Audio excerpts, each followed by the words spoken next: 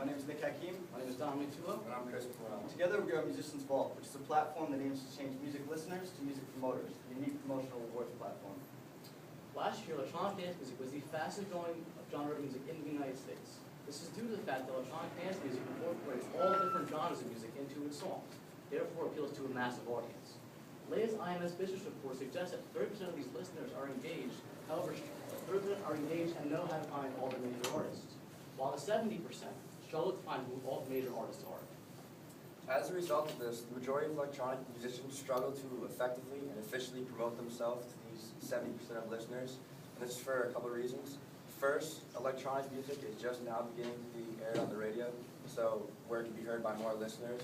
And in addition, only the 30% of listeners that are passionate about the genre actually know where to find music. To solve this problem, our team came up with a unique solution. We're going to offer musicians a unique platform that allows them to offer their fans rewards in return for promotion in the form of song downloads, merchandise, or concert tickets. So this allows these artists to connect with that 70% demographic on a much deeper level. So to validate this assumption, our team produced a survey in which we asked, have you ever been offered a reward in return for the promotion of an artist's work? And 56% of our respondents said no. Our next question stated, if you were to be offered a reward in return for the promotion of an artist's work by liking, sharing, or retweeting that song, would you be more enticed to do so? And 88% of our respondents said yes. So we now knew that we had validated this assumption and solved a common pain for musicians while allowing them to connect with this demographic on a deeper level. Luckily, majority of our target market is composed of college-age individuals, which is a market our team knows a lot about. We've broken down our target market into three segments: the 30% of listeners who know where to find all their music, and the 70% who struggle to find who all the artists are. In addition, we have the musicians, who struggle to promote their music efficiently to 70% of their listening base. Now currently, Musicians Vault competitors are social media websites such as Facebook, MySpace, and Reverb Nation that for a fee allow musicians to create a promotional ad that can be displayed across related websites in order to attract listeners. However, none of these sites take advantage of their fans' social media profile pages themselves, so therefore by connecting the artists directly to their fans and offering these fans rewards in exchange for promoting that artist, a deeper level of engagement is created and promotion becomes incentivized. So this right here is an example of our listeners page. So they can sign in simply by clicking a link and linking with Facebook, where they can then start sharing, liking, or retweeting their favorite artist songs in return for Musicians Vault points, which you see right up there. They can then go to their musicians page, which will consist of a profile picture, a little bit of a bio about the artist, link to their Facebook page, maybe their website, and then they'll also list their songs that they're offering to be promoted. And on the right, the rewards in return for that promotion. Over the past few months, we've been in contact with RCA Records, which has recently merged with Ultra Music Records, which is composed of the top artists in the genre. We plan to have our website in beta form by August of this year, and a fully functional website by the fall of this year. We've also been in contact with Dubspot, which is an emerging electronic music school, and the Berklee School of Music to attract artists to our site. So, there are many Fortune 500 companies that are eager to get in touch with this demographic as well. So, Musicians Vault revenue model is very simple. We connect the 30% demographic that is currently engaged with the market and connect them with the 70% that is not yet engaged, therefore creating a ton of value for these Fortune 500 brands that want to get in touch with this important demographic of young people. And a recent XXL magazine campaign produced 600,000 users in just 1 year, and we're confident that our tactics and unique platform can achieve results much greater than this. So we have calculated that we will need approximately $65,000 in order to launch our website, and with $40,000 of it devoted to the research and development of the website, with additional expenses including marketing, operations, legal, and the cost to acquire users. So if 30% of our customers are producing hundreds of millions of YouTube views, imagine the value that we can create by tapping the other 70% of the market. In addition, Musicians Vault is not only limited to electronic music. In the future, we plan to expand to many different genres of music. So that is Musicians Vault. Thank you very much.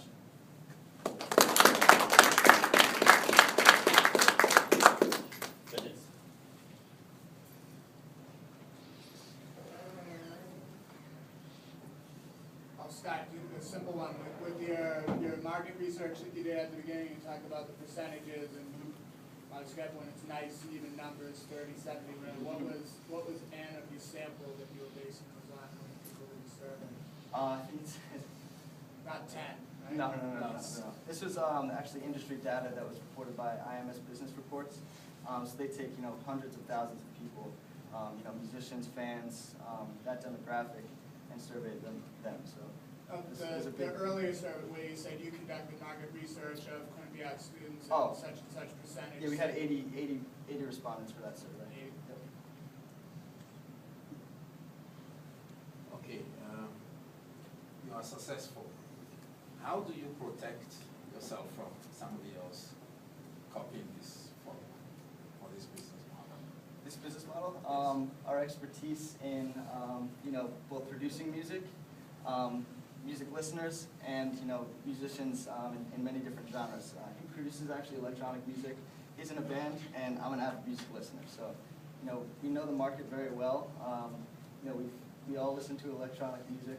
We know this demographic, and we're very confident that we can achieve, our goals. On top of this, we're college students, so like I said, the majority of our target market is our age. We've seen the revolution of the traditional music go electronic, so we feel we are the perfect candidates for this. What's your sense in terms of the lifespan of this genre of music? Electronic music is it's the new movement. It's not a trend or a fad. It's the new thing. It's the majority of all different kinds of music are going to become electronic. Like I said, all the genres are now becoming electronic, which is why this appeals to such a massive market. A lot of these songs incorporate many different genres into their songs, which is why it attracts such a broad audience. And this music is just coming over from Europe, where it's been much more popular for the past 20, 25 years. And I've actually recently been to an electronic music festival, which happened all over the country. And these festivals have 30, 40 artists, and they attract over 500,000 people in a weekend. Stimulating economies, and all these states and towns want these electronic music festivals to come, to boost their revenues and bring all these people into the market.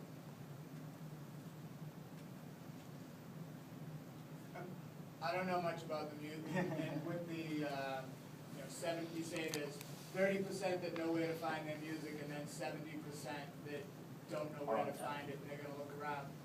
That assumes that everybody that's not in the 30% that knows where the music is, wants to know where the music is, right? So what about if I'm granted a sample of a percentage that doesn't care where the music is, right? Well, it's kind of interesting because we consider him a 30%. He's been, involved with electronic music for a while. He knows, the underground music scene. He knows where all the up-and-coming artists are and everything. As opposed to me, I'm the 70%. I just found out about electronic music last year, and you're starting to hear these hits on the radio that are getting 200 million Facebook or YouTube views on the songs, and then they don't really know any of the up-and-coming artists. So that's what we're trying to capture right there. But if you're saying that he's an example of a person that knows where it is, and you're the person who's interested because you like the music but want to know where the music is, what about the people that don't know where the music is and don't care where the music is? They wouldn't fall within our target market then. We wouldn't consider them part of the 70%. Any other questions? Do you see the possibilities of some key players in this industry being partners? Yes, there's actually a lot of opportunity with, actually there's been recent announcements with Twitter. Twitter has been like a main source for connecting with musicians and celebrities and everything, because these celebrities will actually retweet and favorite your tweets that you actually tweet to them. So it creates like a very deep level of engagement with them, and that's what we're kind of trying to emulate here with our business model. And Twitter has been known to acquire many different music startups. They're very tied to the music industry.